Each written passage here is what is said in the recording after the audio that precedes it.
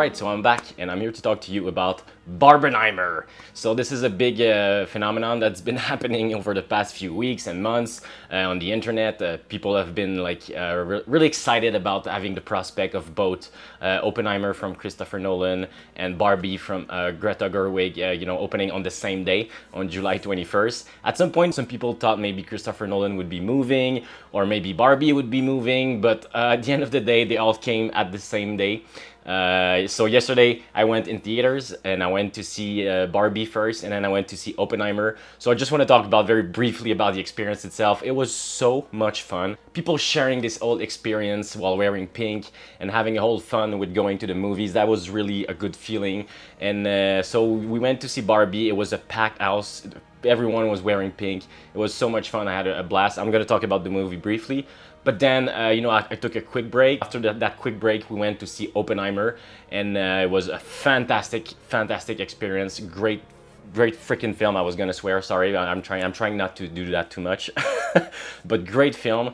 And once again, it was the biggest theater room that we have at our cinema. 330 places. It was packed, like full capacity. We had to move seats because everyone, the room was full. And I haven't experienced that since, I don't know, Avengers Endgame or those type of movies. So it was extremely refreshing seeing those two films, Oppenheimer and Barbie, creating that same excitement that movie goers have when they see an Avengers or a Star Wars movie. But it was not one of those, so it was extremely refreshing. So that's it, just to talk about the experience itself. I think Cinema One today. It was a great day for movies.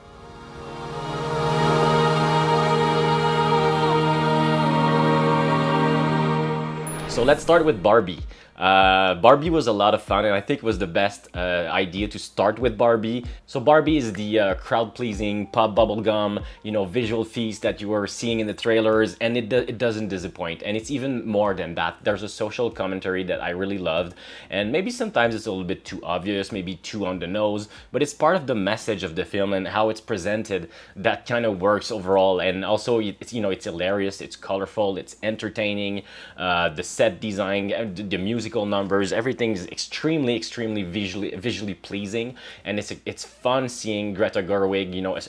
She has a vision, and she was able to put it in a way that I wouldn't expect. Like, me being so excited about the Barbie movie shows how much she did a great job behind the camera and just creating this world that everyone was so excited to go back in. And so I haven't been playing with Barbie dolls during my life, but had a stepsister that was. So everyone in a way kind of grew up with Barbie around them, whether if you're playing with them or not. So some things in the movie were extremely fun to see brought to life, and the way they built Barbie world was extremely fantastic. It's also Greta Gerwig's love of Barbie that is felt through every frame, with the pink infused Barbie world, and the impressive sets and the costume design and the musical number. The music was very fun. Ken has a fantastic song that's probably gonna be nominated at the Oscar, not gonna lie. Like, I wouldn't be surprised if I'm Just Ken is nominated at the Oscars. No one knows how hard I tried. Speaking of Ken, Ryan Gosling is fantastic as Ken. Extremely, he's such a great comedian, and everybody who hasn't seen The Nice Guys should be seeing that movie. He's a really he's a comedic talent, and I feel like sometimes it's not exploited too much in his movies. But in Barbie, he was such the perfect choice for Ken, and they use him in a brilliant fashion.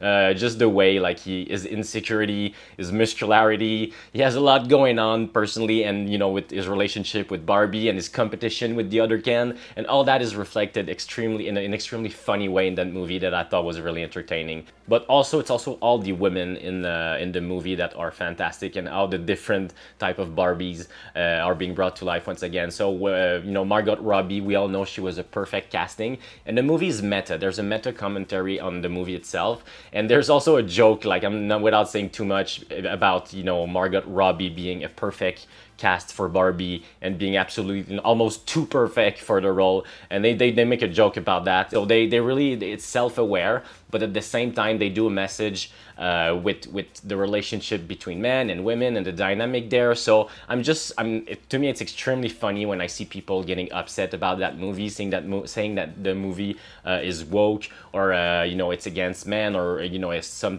things like that. If you're saying that, I don't know, I have no judgment, but we haven't watched the same film, because that movie made it pretty clear that it was not about dividing men and women, but more like uniting them. And that difference was told between the real world and the Barbie world without saying too much. Extremely surprising message in the movie. I have nothing wrong to say against the visual. It's extremely fun to watch.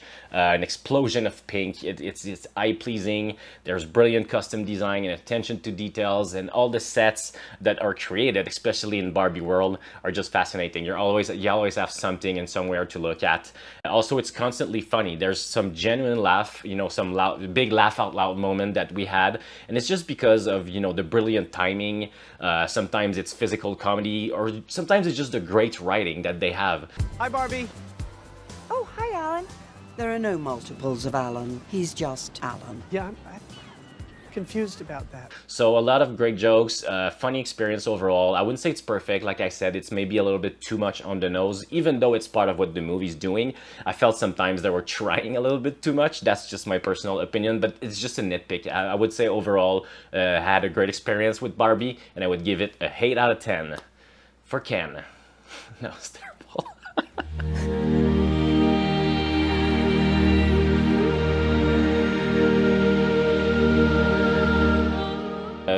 Barbie is over. It's time to talk about the serious film, the one that I feel like was the most interesting between those two, and that would be Oppenheimer. We're in a race against the Nazis. And I know what it means if the Nazis have a bomb. Oppenheimer is a terrifying, paranoid political thriller with actual stakes and an important story at its core. And I feel like what's the most interesting thing about it is not only the structure, but how Christopher Nolan decided to play with the point of view. There was an article and people were making jokes about it when he's talking about objectivity versus subjectivity, and how the scenes in black and white and the scenes in color differs between that. So the cinematographer is doing an excellent job in this movie in terms of creativity, whether he's playing with a depth of field, but also with all the sequences with the hydrogen bomb, whether it's you're seeing that in the Trinity sequence. But it's also an important movie in terms of how it's shot. There's a lot of moment in the movie where it's just people talking over over a table, just people talking in conference room. But Oite find a very interesting way to shoot that. But it's also in the movement and how some of the sequences you can tell it's shot backlight. So a lot of actors, you're going to see them completely immersed into shadows, and in the background you're going to see some light. So it's interesting seeing all the characters being swallowed into the darkness as the movie progresses. You can see that reflected either with Emily Blunt's character, Kitty Oppenheimer. She's Robert's wife, and as she's diving into darkness and struggling with her own issues, you can tell when the movie's shooting her scenes, she's completely like immersed into the shadows and into the darkness. But that's something that Oite, the cinematographer, plays a lot with throughout the movie. You can, either it's in those moments or when it's time to, to play around with the hydrogen bomb and the flashback that Oppenheimer is having in the movie. So that's extremely interesting to see how they play around with that. It's a subversive, intelligent, mature, and probably one of the most interesting work that Christopher Nolan has put out so far. It's impactful, not only because of the scale of it, but only because of how intimate the story is. As much as this is an epic movie, it's also very intimate in terms of how personal and how focused it's on Oppenheimer's personal life. And Robert Downey Jr., every single actor in that movie is absolutely terrific. And I almost forgot all the names that showed up in that movie. I just couldn't believe everyone. Every time that someone showed up, I was like, holy fucking shit. There's a lot of things in the movie, little details that you're gonna see on the second viewing. So just like every film from Christopher Nolan, there's a very important thing about the opening shot and the final shot.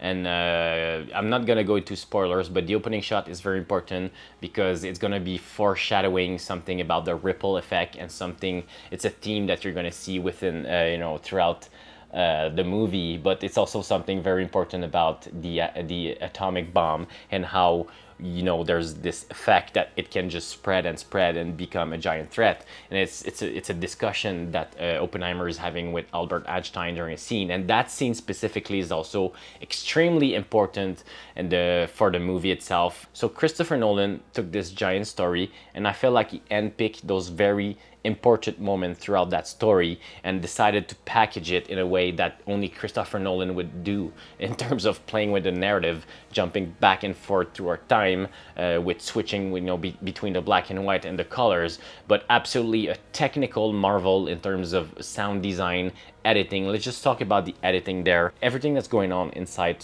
Robert Oppenheimer's head is being felt throughout that editing and that sound design. When he's scared, when he's having those vision of nuclear bomb, you can feel it in your heart. And I really love in a movie when you have an unreliable narrator and you're not sure if you can trust your main character. But that's something that happens in Oppenheimer. At some point you're just thinking like, am I rooting for the bad guy? So it's also one of the most interesting performances that I've seen when I'm talking about Cillian Murphy as Oppenheimer.